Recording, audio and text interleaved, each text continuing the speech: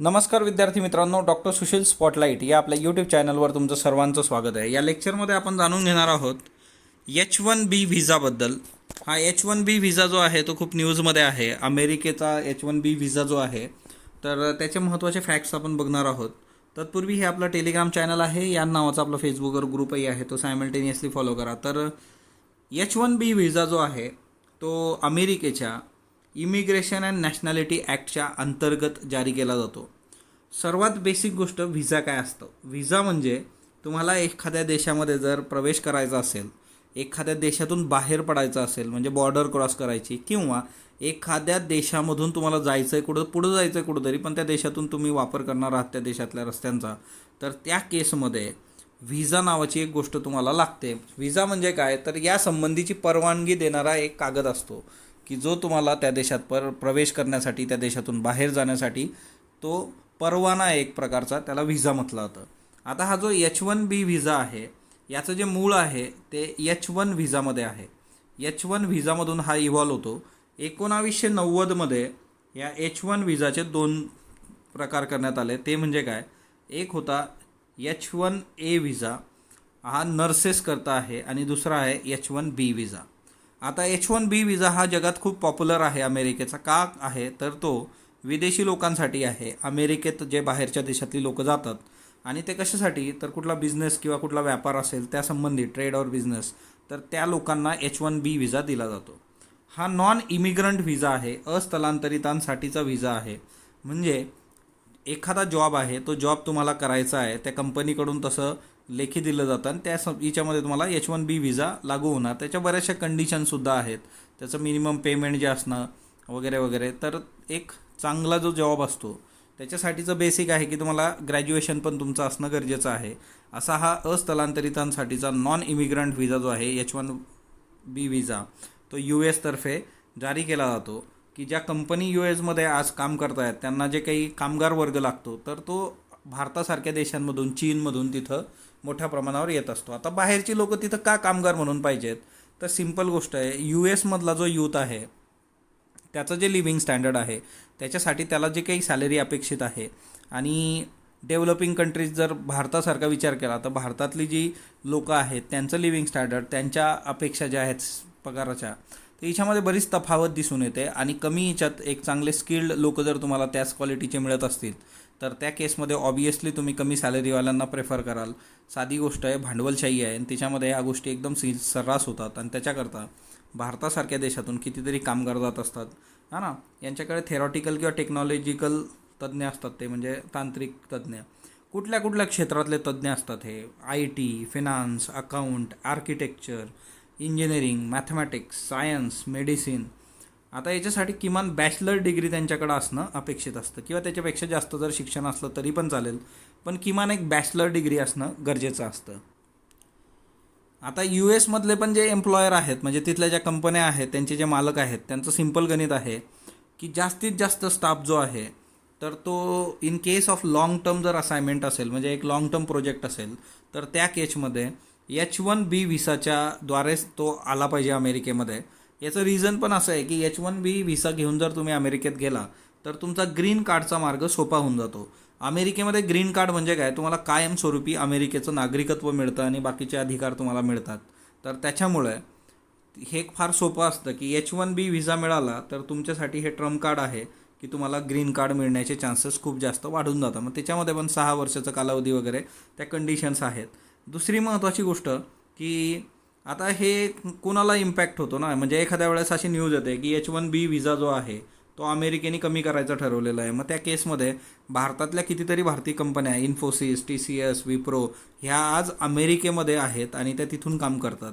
मग त्या केसमध्ये त्यांना काय करावं लागेल, एक तर तुम्हाला अमेरिकन यूथला जॉबवर ठेवायचं आहे, सॅलरी जास्त द्यावी लागेल, मग त्या केसमध्ये त्यांना लॉस होऊ शकतो.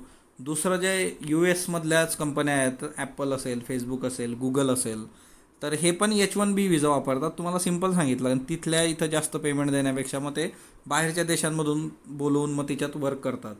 तर नेक्स्ट वन की ह्या सगळ्या याच्यामध्ये majority of H1B visa holder जे आहेत ते भारतातले आहेत. जवळपास 70% म्हणजे 85,000 H1B व्हिसा अप्लाइड केले जातात ॲन्युअली. तिच्यातले 70% जे व्हिसा आहेत ते इंडियन आहे आणि त्यातल्या त्यात पण IT सेक्टरमधून मोठ्या प्रमाणावर लोक तिथं जात असतात ह्या H1B व्हिसावर. आता IT प्रोफेशनल जे आहेत तर टेक्नॉलॉजी ज्या कंपन्या आहेत US मधल्या त्या मोठ्या याच्यावर डिपेंड करतात की दरवर्षी त्यांना जवळपास 10,000 एम्प्लॉई लागत असतात, म्हणजे 10,000 कामगार त्यांना पाहिजेत. ओके. आणि हे सगळे मग मोस्ट प्रॉब्ली चायना आणि इंडिया याच्यामधून येतात. आणि सगळ्यात महत्त्वाचं म्हणजे की जर H1B व्हिसा जर अफेक्ट झाला, त्याच्या संख्या कमी केली, त्याच्यावर निर्बंध आणले तर सरळ सरळ आपल्याला तो हे होतो. आता टॅलेंट फ्लो नावाची एक कन्सेप्ट आहे, हा ना, की आता ही सगळी जी लोकं तिकडे जात आहेत तर आता बघा तुम्ही की तिथली कंपनी इथल्या माणसाला बोलवते, ऑब्वियसली त्याच्यात काहीतरी असणार आहे, म्हणजे ते एक टॅलेंट आहे ज्याला मग तो टॅलेंट फ्लो आहे तो अमेरिकेत येतो आहे. मी तुम्हाला मागे एक कन्सेप्ट सांगितली होती की अमेरिका हा सुपर पॉवर का आहे. त्याचं रिझन अमेरिकेकडं शस्त्रास्त्र आहेत किंवा अमेरिकेकडं खूप पैसा आहे हे नक्कीच नाही आहे. अमेरिका आज सुपर पॉवर आहे त्याचा अर्थ असा आहे की जगातल्या ज्या सगळ्यात खूप चांगल्या इन्स्टिट्यूट आहे, एज्युकेशनल इन्स्टिट्यूट, त्या अमेरिकेमध्ये आहेत. तुम्ही कुठलंही जर रँकिंग बघितलं तर त्या रँकिंगमध्ये पहिल्या 2-3 ज्या असतात त्या कायमस्वरूपी तिथल्या युनिव्हर्सिटीज असतात.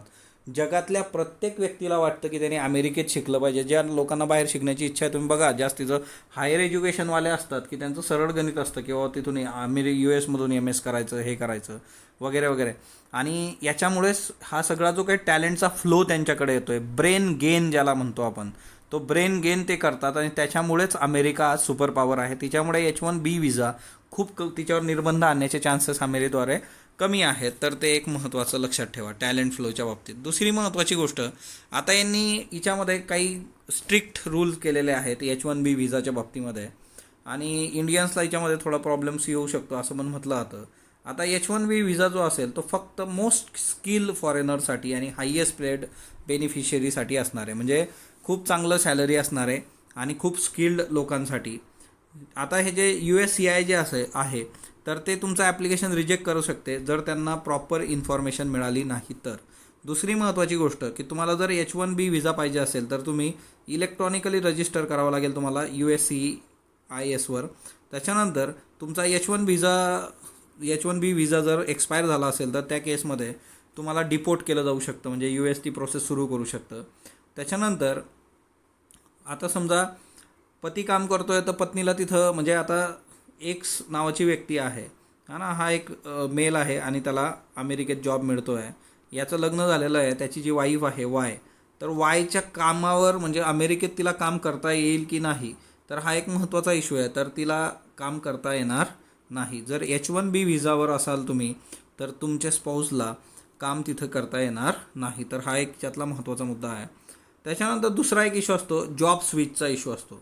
आता हे USCIS काय होतं तर US citizenship and immigration services आहे ते USCIS.